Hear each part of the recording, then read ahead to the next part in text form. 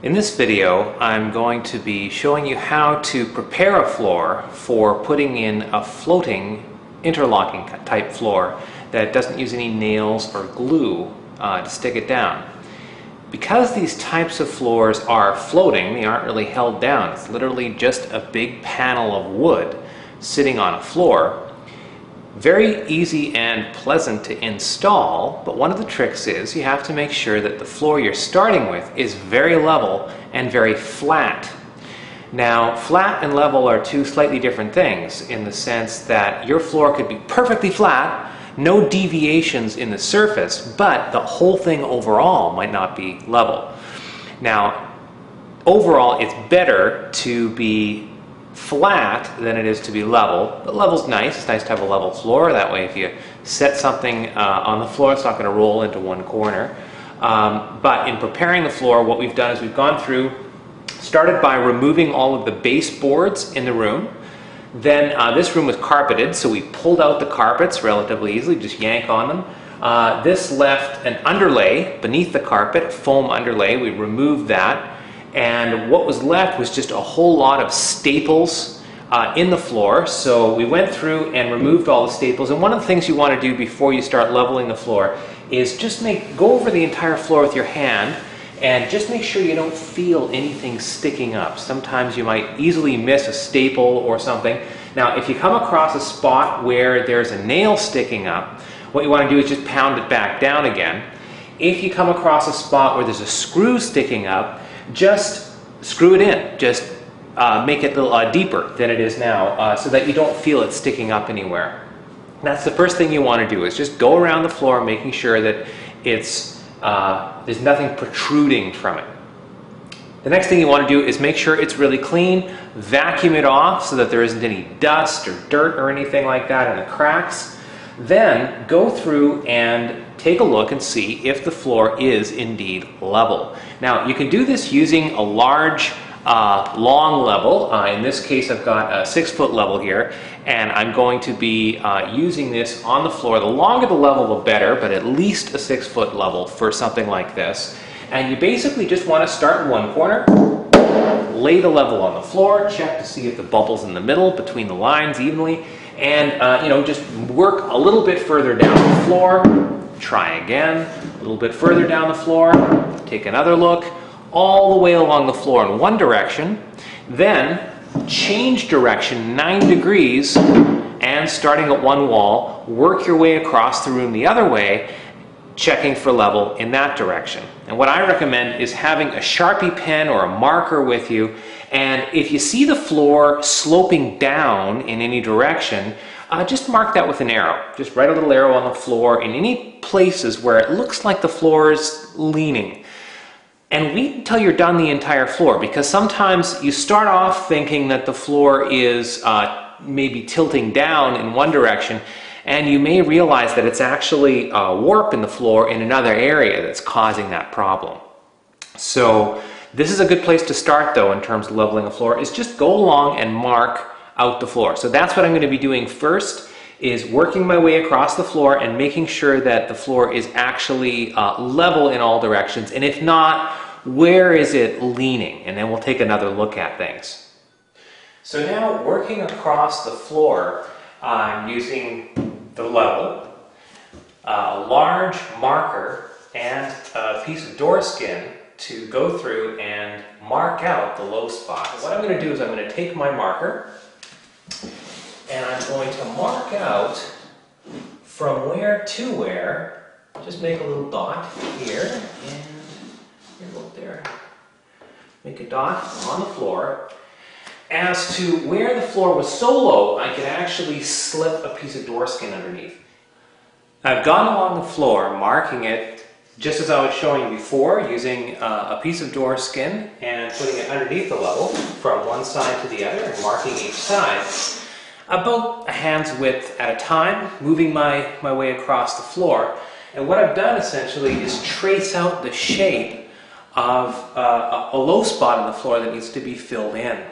So the next step is to connect the dots. So I'm just going to go along here and trace out the shape that this has created. And basically just trying to create a shape that's roughly equal to where all those dots were. In order to transfer the pattern that I've drawn on the floor onto a piece of door skin, I'm going to be laying the door skin on top and then tracing that with another marker. So the first step is to just lay a piece of door skin on. What I try to do is just make sure that it's as close to the edge as possible without going over. So I'm just going to line this up to a couple of the edges. Now, if the spot on the floor was larger than a door skin, that's fine. You just take 2 pieces of door skin and put them side by side. Now, at this point, you might be thinking, well, this isn't quite a piece of tracing paper. It's definitely not transparent. But how do you go through and actually transfer what's on the floor to the wood? The trick here is just lift it up and take a look at where the pattern is underneath and just use that as a guide. So if I lift this up, I can see that the door skin is right about there. And if you do this a few times, you get a pretty quick at transferring the pattern. So just by glancing underneath and noting the shape underneath, you can transfer. And note that I'm sitting on top of this while I'm doing it. I don't want this to move around while I'm trying to trace the shape onto this piece of wood, because then it's not quite going to be the right shape.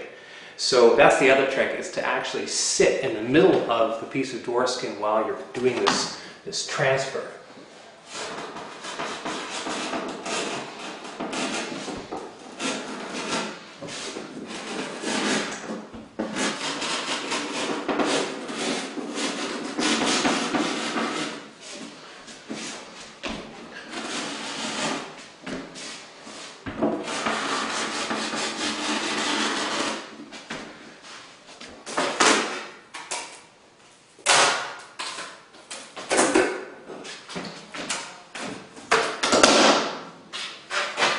Then I'm going to use a red pen to trace it out on the floor. And this is the actual shape that I'm tracing rather than the shape that I originally plotted out. Now the two are pretty close together, but the difference between them is basically going to help me in terms of applying the glue and making sure that I don't apply glue in an area where it doesn't need to be. Now, once you start laying this down, if you lay it down wrong, it will be stuck in the wrong place. It's almost impossible to move. So you want to be really careful when you're laying this down. Now, one trick for doing this is to look at where the shape can pivot on the floor. Now, these shapes generally kind of wavy, and I've got 2 bumps on the edge of this shape right here. And if I lift this up, I can make it pivot on those 2 points. So what I'm going to do when I stick this down is I'm going to line it up to those 2 points, and then I'm going to stick it down onto the floor, and that should line it up pretty nicely. So these 2 points are going to be the points that I'm going to use to line up once the glue's been applied. Generally, you don't want to use a glue that's got a lot of fumes. You have to wear a chemical mask and might be off-gassing for quite a while. So there is a glue made by LePage. It's press-tight green. And the way that this works is you roll it on the surface with a roller, and it applies almost like paint. Use a foam roller like this, one of these small foam rollers, and just get yourself a little tray to pour the glue into, or applying the glue to the floor. I'm going to just open this up like a book and lay it down so that I can pivot around those 2 points when I put this back on the floor. And now I just need to apply glue. I'm just using the paper cup and taking a little bit of this glue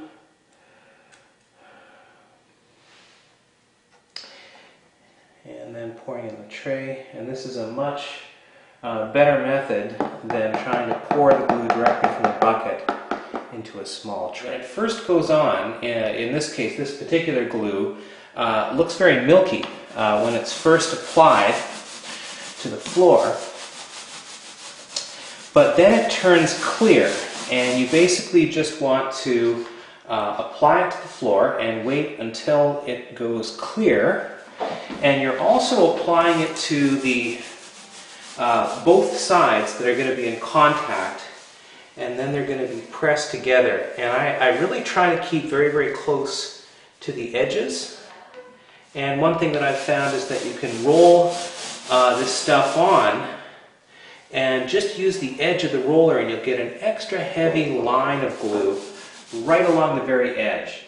So now I've applied glue to both sides, and I'm just going to let it sit. You can see at this point that it looks really, really milky and white. It's actually going to turn clear and get very sticky, and then we'll fold it over. Now the glue has dried to a clear finish, and I'm just going to fold this over using the 2 points that it was pivoting on earlier.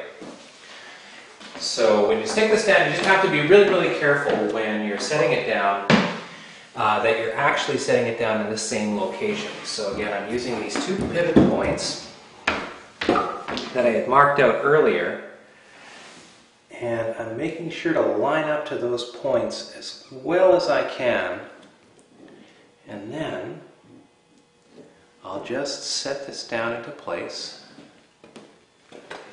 very, very close to the line that it was originally drawn on, and then just walking around and pressing it into place with my feet.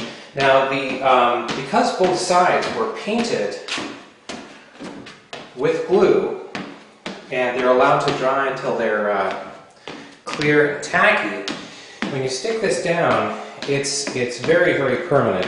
This is not going to come off very easily.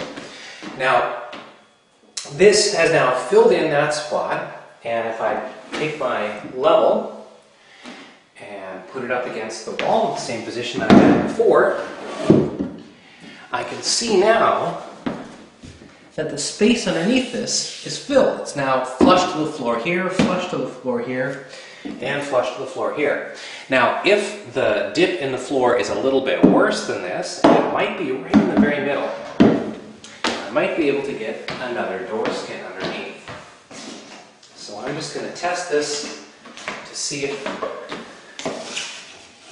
just maybe a tiny bit in the very, very center there, but it's barely anything.